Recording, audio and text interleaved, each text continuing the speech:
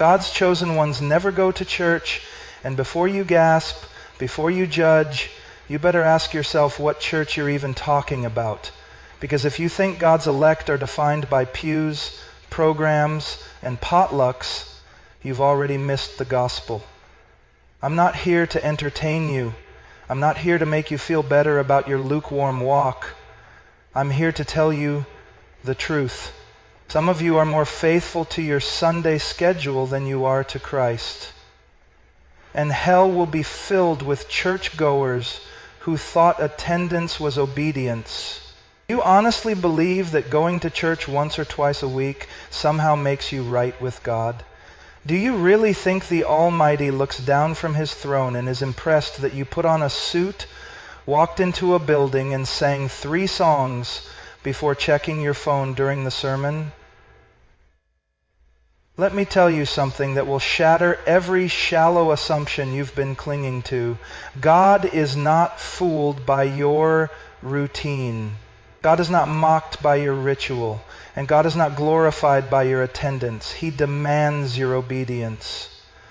We are living in an age of religious deception where millions have been inoculated against the true gospel by watered-down sermons, emotional music, and the lie that going to church equals knowing Christ. You sit in a pew.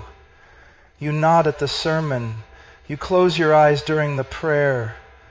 But you leave unchanged. Why? Because your heart is still dead in sin. You're not a follower of Jesus. You're a fan of religious culture.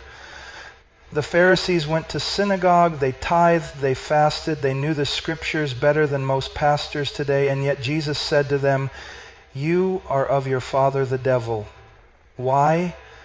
Because their hearts were unrepentant.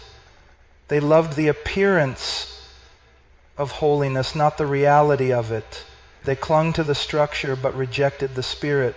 They worshiped God with their lips, but their hearts were far from Him. Sound familiar? It is a terrifying truth that many of you have more confidence in your weekly attendance than in the finished work of Christ. You think that showing up on Sunday makes up for the rest of the week you spend in compromise.